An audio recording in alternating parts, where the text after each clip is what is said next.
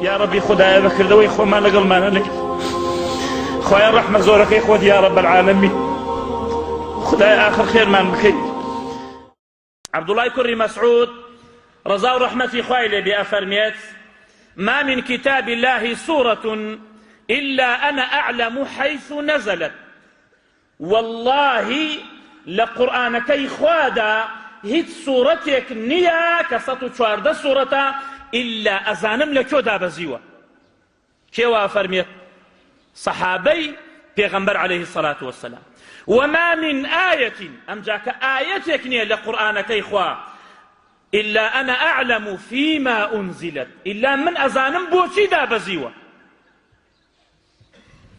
ولو أعلم أحدا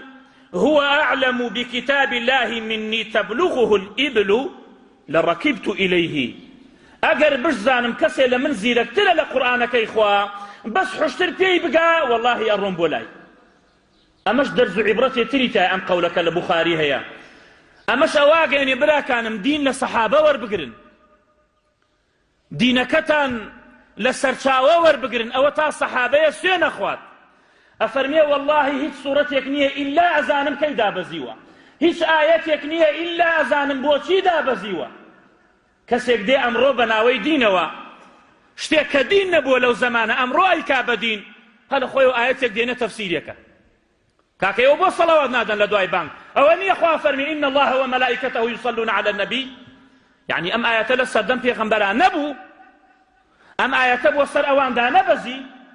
أوان معناي أو آياتيان نزاني توتي يستبوم تفسيركي دينتان الصحابة ورقرن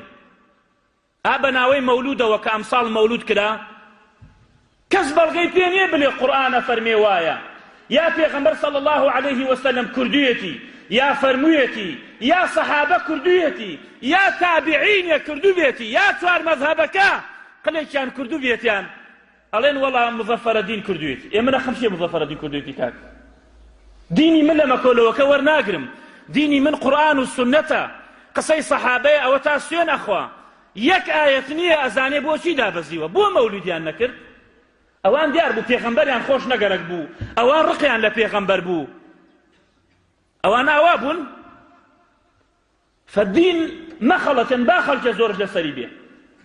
أفرتك دي بانطول لپايتي لقم بخشنيتو تشيه والله مولد پیغمبر يكي تلتي سري الروتا شربتها بخشنيتو والله مولد پیغمبرك يكي تلتي لافتو ورقه هلا واسيو ام جاك لنا قركان لا اله الا الله ومحمد رسول الله خلق بانا تباني وايهين